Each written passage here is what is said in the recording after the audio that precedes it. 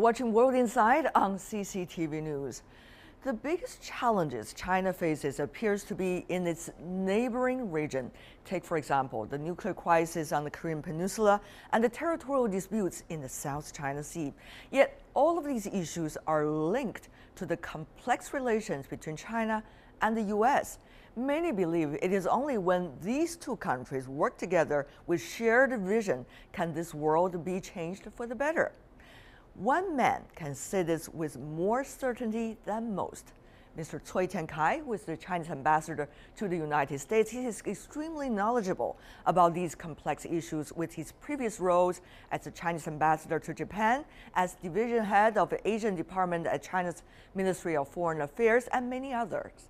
I talked to him this time on the sideline of the ongoing CPPCC sessions. CPPCC is the abbreviation for China's top political consultative body, of which Ambassador Cui is a member. Before hearing his insights, take a look at this first. Stirring up tensions. An American naval fleet, spearheaded by the aircraft carrier the USS John C. Stennis, has entered the South China Sea this week. Meanwhile, Washington's close ally Japan has confirmed it will be joining the US and India in a joint exercise this year in waters just northeast of the South China Sea, forming what some believe to be a maritime circle against China. These all come as the US accuses China of pursuing militarization in the South China Sea. China strongly denies the claim, saying it has taken the tough position of protecting its sovereignty in the South China Sea. China's position on the South China Sea issue is clear and consistent. We firmly safeguard peace, stability, and freedom of navigation and overflight in the area all countries are entitled to according to the international law. We hold that all disputes should be settled peacefully through negotiations. Tensions are escalating, and cooperation could become shaky as China and the US, the two major powers on opposite ends of the Pacific Ocean, apparently hold to their differences on the issue. Now more than ever, dialogue and understanding between the two sides is imperative.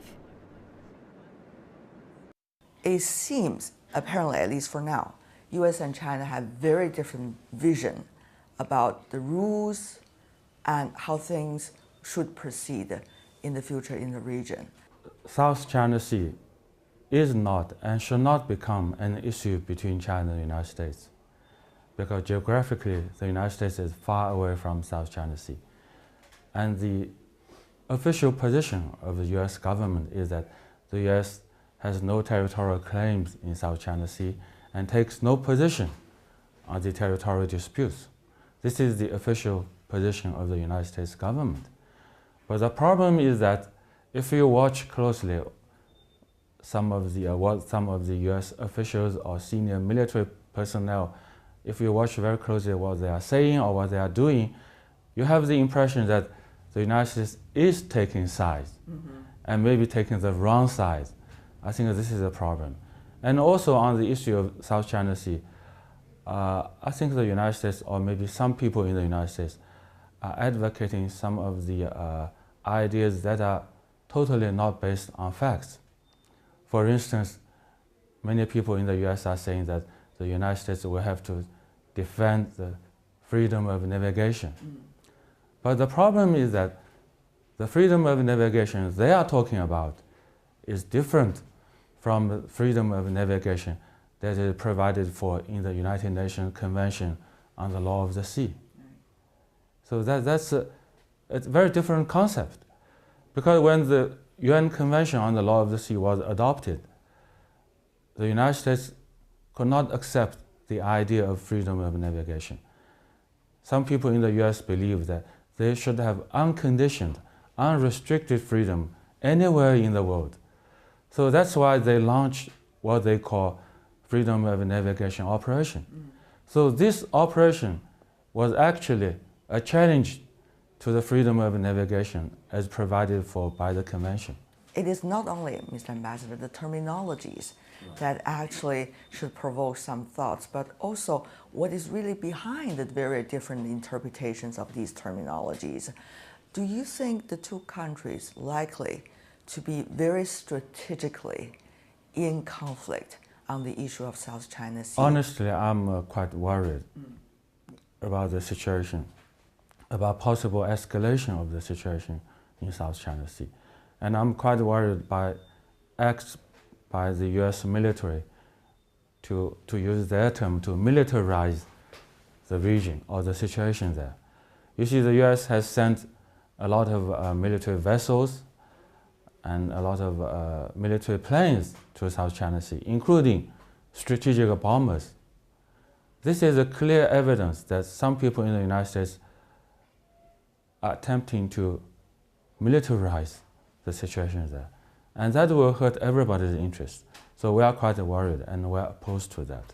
What do you think of all of the actions, or probably reactions coming from China in building up on the South China Sea? And what do you make of others' concern about that? I think all these accusations against China are not based on facts. Because we have sovereignty over the islands and reefs in South China Sea. But the problem is that some of the other countries, some of our neighbors, over the years have illegally occupied so many of them. I think altogether 42 islands and reefs have been illegally occupied by some other states. And for one of them occupied 29. And they have built military facilities on these islands and reefs, including airstrip, including heavy artillery and even missiles. So we have to do something to defend our own interests. But they're saying, well, China, you are such a strong party. I mean, for the other countries, they're in the South China Sea, much smaller country, much economically weaker ones. Can't China just be a big nation and show your attitude as brothers in the region? Why do you have to take away everything that the others want? You're already so strong. It's really absurd to listen to such argument made by Americans. Look at what the United States have done in the world. It is showing us a good example of how a big power should behave in connection with smaller powers. And besides, what China is doing is just to defend our legitimate interests. We are not invading other countries. We are not taking over islands that belong to other countries. We are not doing that. We always stand for, even for the islands that we strongly believe it's ours, we have sovereignty over them. But if others have disputes, we still stand for bilateral negotiation with them.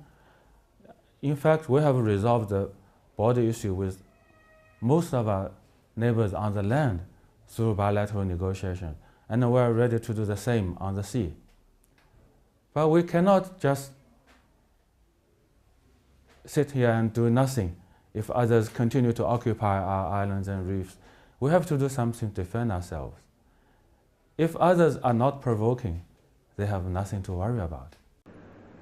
The situation has been tense in the South China Sea after recent moves by the US. Meanwhile, on the other side of the Pacific Ocean, the competition has been getting intense as the US presidential race campaigns kick into full gear. Democrat Hillary Clinton and Republican Donald Trump in the US rolled up a series of wins on Super Tuesday, the biggest day of primary voting for 2016 US presidential campaign. While many regard it as a domestic issue in the US, some have expressed concerns on how this will shape the future US foreign diplomacy, especially its ties with China. However, it seems most candidates, both Republicans and Democrats, are expressing eagerness to compete with China economically. Donald Trump is campaigning to make America great again, saying the US is incurring a huge trade deficit with China of about $500 billion a year. Hillary Clinton has also accused China, Japan and other Asian economies of manipulating prices for years by holding down the values of their currencies. It has always been the show time. When is going to be the policy time for the candidates? Well, maybe it's not my observation, but I can share with you some of the observations made by my American friends. For instance, a very good friend of mine who is also a very senior person in the American media, he believes that during the campaign it's politics. When somebody is actually sitting in the White House, it's a matter of policy. And another American friend told us that for the campaign, it's poems. When you are sitting in the White House, it's prose. That's a very interesting analogy. But at the same time, what do you make of some of the candidates' remarks toward China, mainly bashing at this moment? Is China still going to be the victim of the US presidential race? Well, you see, the presidential election and the campaign is basically domestic politics of the United States. So we don't want to have anything to do with it. And I just hope that this play of domestic politics will not affect China-US relations in a very negative way. Of course, maybe some of them have the habit of bashing other countries, not only China. They're also bashing, for instance, Mexico, Muslim countries, and a lot of others. But basically, I think what the American people are interested in is their own life, their own economy, opportunities for themselves. So that's why we believe this is basically a domestic issue for the United States. Should China play a role in communicating with some of the important candidates, helping them to understand what China has in mind and helping them to formulate what they might have in mind for China and US relations in the future? Yeah, I think we should do that because there's so much at stake for this relationship. We have to work together to manage this relationship in a very positive and productive way. A number of very senior American friends told me, senior in terms of their political position or of their seniority, and some of them used to be very high-ranking officials in the government, and others are still working for important think tanks. So they are the so-called opinion leaders in the United States. And they told me that the world, globally, the world is faced with increasing disorder. And they are worried about that. And they believe China and the United States should work together to respond to such growing disorder. And this is our responsibility. I do share their views. I think that's why we have to take a global perspective. We have to put our relationship in the global perspective and realize that our two great countries have to work together to make the world more stable, more prosperous. This will not only serve the national interests of China and the United States, but also this is our shared responsibility to the global community.